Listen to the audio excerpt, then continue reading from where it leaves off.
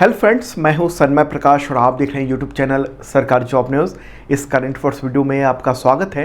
कई important topic है, सबसे ज़रूरी है अंधेरी रात में सूडान से एयरलिफ्ट। इंडियन एयरफोर्स ने रात में वहां पर लैंड किया और सूडान में ऐसा पहली बार इंडियन एयरफोर्स ने किया है काम। ये क्या हुआ इसके बारे में डिटेल बात करेंगे। Garud commando, night vision goggles और भी कई टॉपिक है, जैसे 68th फिल्म फेयर अवार्ड मिला है, किसको कौन से अवार्ड मिले हैं, और भी कई टॉपिक है, सब पर चर्चा करते हैं दोस्तों। और हाँ, शुरू करते हैं उससे पहले एक इन्फॉर्मेशन कि अगर आपने ये मैराथन वीडियो नहीं देखा है तो ज़रूर देख लेना। इस वीडियो के डिस्क्रिप्शन में मैं उसका लिंक दे दूंगा ताकि आपके जो भी एग्जामिनेशन आने वाले हैं उन सब में बहुत काम आएगा। और हमारे क्वेश्चन वैसे ही तमाम एग्जामिनेशन में शानदार ढंग से टकराते हैं। तो शुरू करते हैं दोस्तों। और पहला क्वेश्चन, इंडियन एयरफोर्स ने सूडान के किस जर्जर हवाई पट्टी पर अंधेरी रात में नाइट विजन गॉगल्स की मदद से भारतीयों को एयरलिफ्ट किया है? सूडान में, और सूडान में ऐसा पहली बार किया इंडियन एयरफोर्स ने। आंसर होगा इसका वाडी सईदीना हवाई पट्टी। और न्यूज़ देख रहे हैं आप इंडियन एक्सप्रेस में, 29 अप्रैल की न्यूज़ है, ठीक है। और ये 121 पीपल को वहाँ से एयरलिफ्ट किया गया है। मिडनाइट ऑपरेशन किया गया इंडियन एयरफोर्स का। और फोटोग्राफ देखिए, ये किस तरीके से इंडियन एयरफोर्स का जो विमान है वो अंधेरी रात में उतरा है। Night vision goggles, night vision goggles क्या होता है?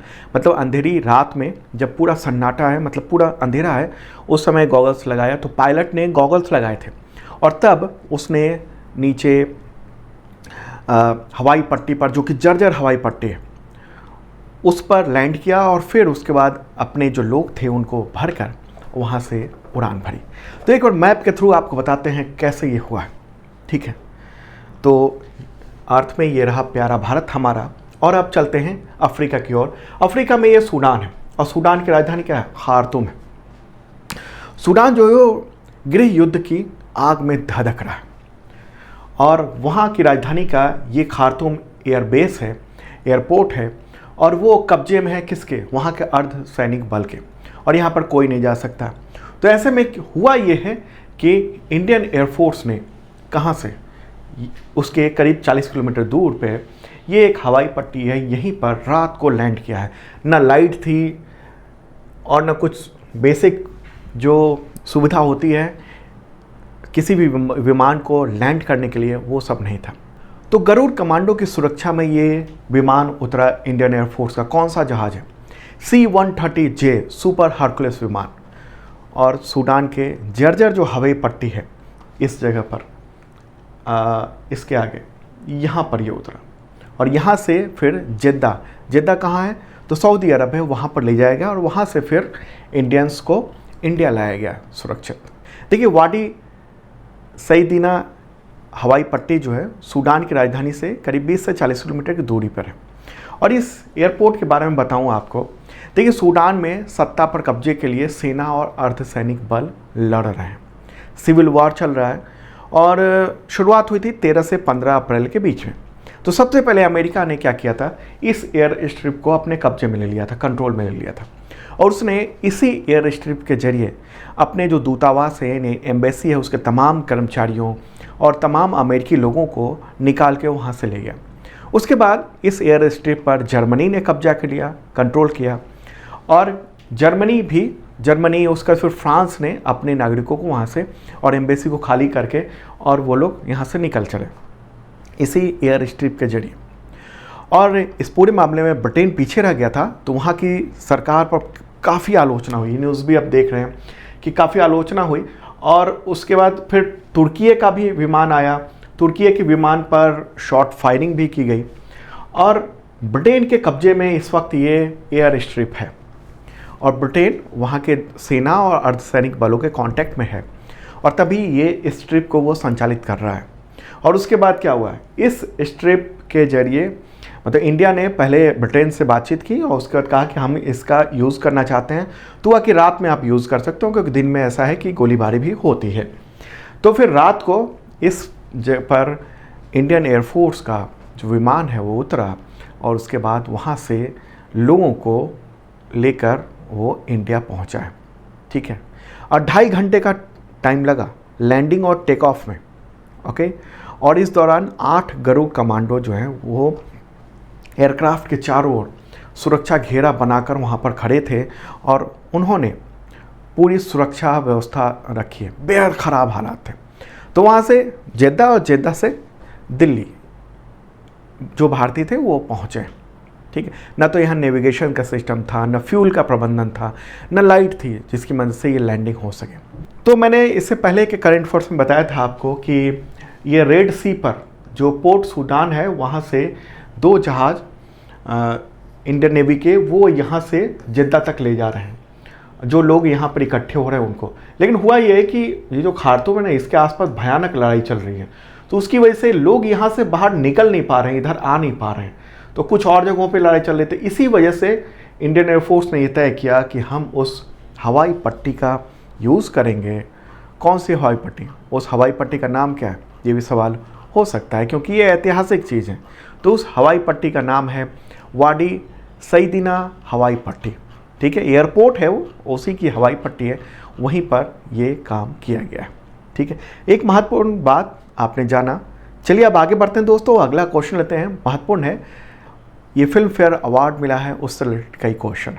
उससे पहले आपको बता दूं कि जो भी मैंने इस वीडियो में बता रहा हूँ उसका टोटल डिटेल PDF नोट्स के साथ अवेलेबल है, हिंदी और इंग्लिश दोनों लैंग्वेज में। इस वीडियो के डिस्क्रिप्शन में चेक कर लेना।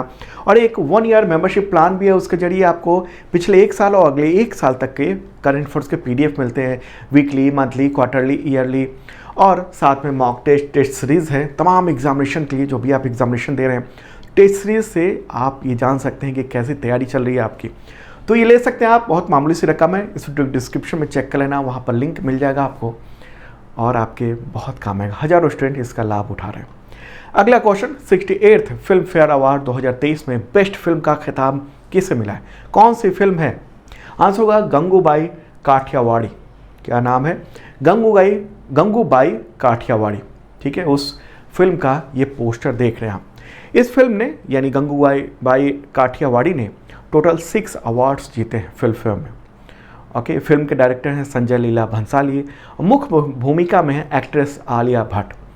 शानदार उन्होंने एक्टिंग की है उसमें। दरअसल ये फिल्म मुंबई की गंगूबाई काठियावाड़ी नामक एक वेश्यालय चलाने वाली महिला पर आधारित है। और इस फिल्म को एक बुक के में जो कुछ लिखा हुआ था उसी के आधार पर बनाया गया। और पुस्तक है mafia queens of Mumbai, S Hussain Zaidi उन्होंने लिखी हुई थी, तो उसी पर आधारित ये फिल्म है। अगला क्वेश्चन लेते हैं, best actor male film fair award 2023 किसने जीता? आंसर का इसका राजकुमार राव। किस फिल्म के लिए? बधाई दो। ये पोस्टर देख रहे हैं आप, उसी में इन्होंने शानदार एक्टिंग की और इसी वजह से उनको फिल्म फेयर अवार्ड मिला है 68 2023 का। इस फिल्म के डायरेक्टर हैं हर्षवर्धन कुलकर्णी। बधाई दो जो फिल्म है उसकी कहानी मतलब नायक और नायिका जो है उन दोनों के गे कम्युनिटी से संबंधित है, गे और लेस्बियन। ठीक है, अगला क्वेश्चन लेते हैं, बेस्ट एक्ट्रेस फीमेल, उसका फिल्म फेयर अवार्ड 2023 किसने जीता? आंसर होगा आलिया भट्ट। किस फिल्म के लिए? तो फिल्म गंगूबाई काठियावाड़ी के लिए। ठीक है, अगला क्वेश्चन लेते हैं, फिल्म फेयर अवार्ड्स 2023 में बेस्ट डायरेक्टर का खिताब किसे मिला है? बेस्ट डायरेक्टर आंसर का संजय लीला भंसाली। किस फिल्म के लिए? गंगूबाई काठियावाड़ी के लिए ये अवार्ड मिला है। ठीक है, और अब अवार्ड्स जो विजेता हैं उन सब की एक लिस्ट बताता हूँ, जो इंपॉर्टेंट है उसके नाम बोल देता हूँ, बाकी पूरी लिस्ट PDF में तो आपको मिल ही जाएगी। तो बेस्ट फिल्म गंगूबाई काठियावाड़ी।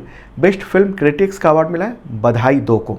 ठीक है, बेस्ट एक्टर का अवार्ड मिला है राजकुमार राव, बधाई दो फिल्म के लिए। बेस्ट एक्ट्रेस का अवार्ड मिला है आलिया भट्ट, गंगूबाई काठियावाड़ी फिल्म के लिए। बेस्ट एक्टर क्रिटिक्स का अवार्ड मिला है संजय मिश्रा, फिल्म वध के लिए।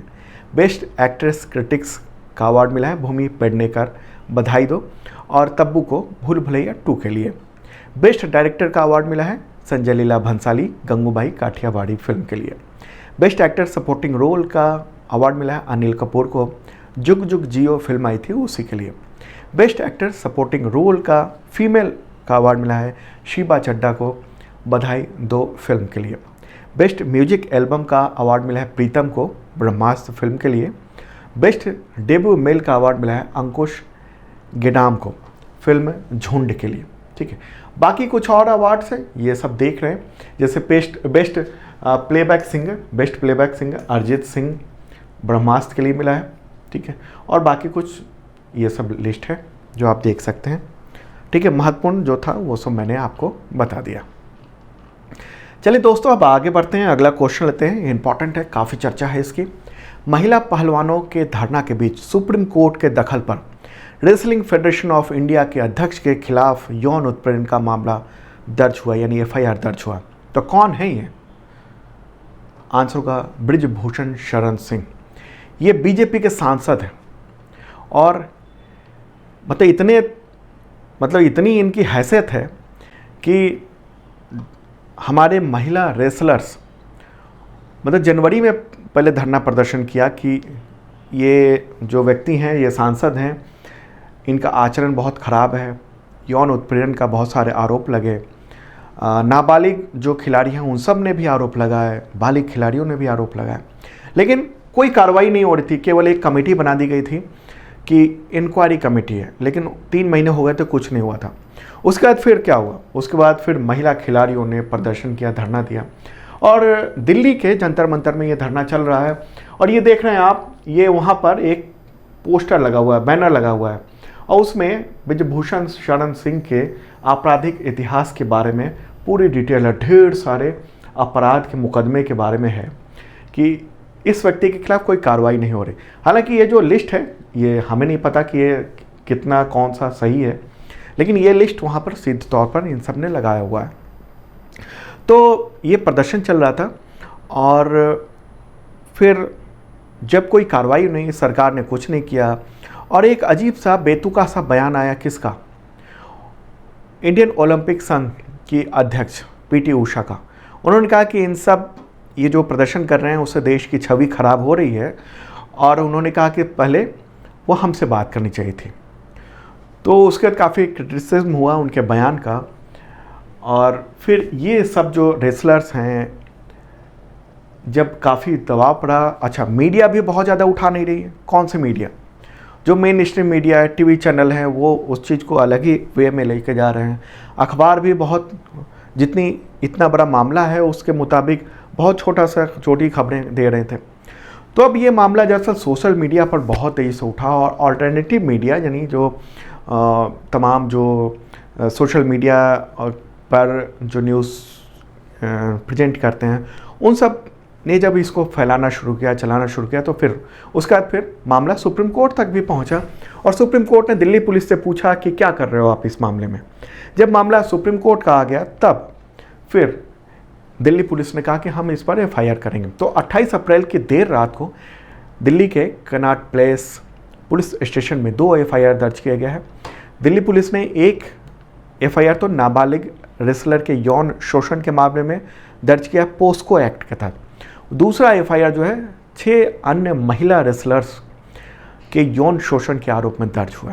तो अब ये मामला है, तमाम जो पहलवान हैं, महिला पहलवान हैं, जिनसे अपने मेडल जीता हुआ है भारत के लिए, भारत का नाम रोशन किया हुआ है, उनका ये कहना है कि अब गिरफ्तार तो करें, उसके बाद हम उठेंगे, क्योंकि ऐसे तो सरकार सुन नहीं रही है, न पुलिस सुन रही थी। ठीक है, तो ये पूरा मामला है। 2022 में ही रेसलर्स ने, यानी पहलवानों ने रेसलिंग फेडरेशन ऑफ इंडिया के अध्यक्ष के खिलाफ यौन उत्पीड़न का आरोप लगाया था, और इतना सब कुछ होने के बाद अब FIR दर्ज हो रहा है। कौन कौन रेसलर हैं जिन लोगों ने प्रदर्शन कर रखा है, धरना दिया हुआ है? विनेश फोगाट, साक्षी मलिक, उनके समर्थन में बजरंग पुनिया, और भी बहुत सारे खिलाड़ी हैं वो सब। ओके, और फिर बहुत सारे उनके फैमिली वाले लोग भी पहुंचे हैं वहाँ पर। चलिए दोस्तों, आगे बढ़ते हैं। किस राज्य में शंघाई सहयोग संगठन यानी SCO शिखर सम्मेलन 2023 का आयोजन 3-4 जुलाई को होगा 2023 में? आंसर होगा गोवा। गोवा में ये आयोजन होने वाला है।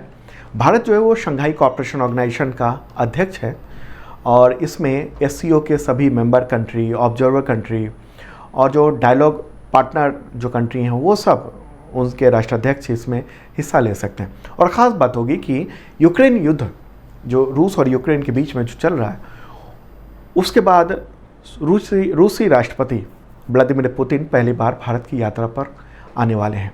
ठीक है, चीन के राष्ट्रपति भी आने वाले हैं और ये जो समिट होगी उसमें क्या एजेंडा होगा वो अगले सप्ताह जो 4-5 मई को होने वाला है एससीओ का विदेश मंत्रियों की बैठक, उसमें अंतिम रूप दिया जाना है।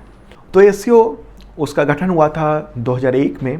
ये एक पॉलिटिकल, इकोनॉमिकल और सिक्योरिटी ऑर्गेनाइजेशन, ओके। और इसके 8 मेंबर हैं। कौन कौन? चीन, भारत, कजाकिस्तान, किर्गिस्तान, पाकिस्तान, रूस, ताजिकिस्तान और उज्बेकिस्तान। और 4 पर्यवेक्षक कंट्री हैं यानी ऑब्जर्वर कंट्री हैं, अफ़गानिस्तान, बेलारूस, ईरान और मंगोलिया। और कुछ डायलॉग पार्टनर भी हैं, संवाद साझेदार भी हैं, जैसे सऊदी अरब, तुर्की, श्रीलंका, कतर, नेपाल, मिस्र, कंबोडिया, अजरबैजान, आर्मेनिया। ओके, अगला क्वेश्चन। और दोस्तों पसंद आ रहा हो लाइक बटन जरूर दबा देना और शेयर कर दीजिए तमाम मित्रों को। जिन लोगों ने सब्सक्राइब नहीं किया है ज़रूर कर लें। तो क्वेश्चन हुआ, भारत और किस देश के बीच में संयुक्त सैन्य अभ्यास अजय वॉरियर 2023 शुरू हुआ है? आंसर होगा यूनाइटेड किंगडम। ठीक है, कहाँ पर यह आयोजन हो रहा है? तो यूनाइटेड किंगडम के सेलिसबरी प्लेन्स एक जगह है, वहीं पर 27 अप्रैल से शुरू हुआ है और 11 मई तक ये चलेगा। ठीक है, और इस अभ्यास में यूनाइटेड किंगडम के रॉयल गोरखा राइफल्स, वहाँ भी गोरखा जो है वो तैनात हैं रॉयल एयरफोर्स में। ठीक है, ब्रिटेन के। तो वहाँ का गोरखा राइफल्स, उसके सैनिक और भारतीय सेना के बिहार रेजिमेंट के सैनिक इसमें शामिल हैं। अगला क्वेश्चन लेते हैं, ब्रिटिश F4 चैंपियनशिप में पदक जीतने वाले पहले भारतीय कौन बने? आंसर होगा जेडन पारिएट। ठीक है, हालांकि इस स्पोर्ट्स में उन्होंने अर्जेंटीना मोटर स्पोर्ट्स का प्रतिनिधित्व किया, इंडिया की ओर से नहीं गए थे। ठीक है, किसकी ओर से गए थे? तो अर्जेंटीना मोटर स्पोर्ट्स का प्रतिनिधित्व उन्होंने किया है। ठीक है, तो उसमें से कई में से एक मेडल उन्होंने जीते हैं। तो दोस्तों ये था इंपॉर्टेंट करंट अफेयर्स और कल है संडे को आता है वीकली करंट अफेयर्स। तो देखना जरूर, पूरे सप्ताह का की एक समीक्षा होती है ताकि रिवीजन हो जाए। सप्ताह में एक बार रिवीजन हो जाता है तो याद रहता है आपको। ठीक है, तो देखना जरूर कल मॉर्निंग को ताज़ा तरीन वीकली करंट अफेयर्स और डेली करंट अफेयर्स अब मंडे से आएगा। ठीक है, Monday to Saturday. Okay, bye.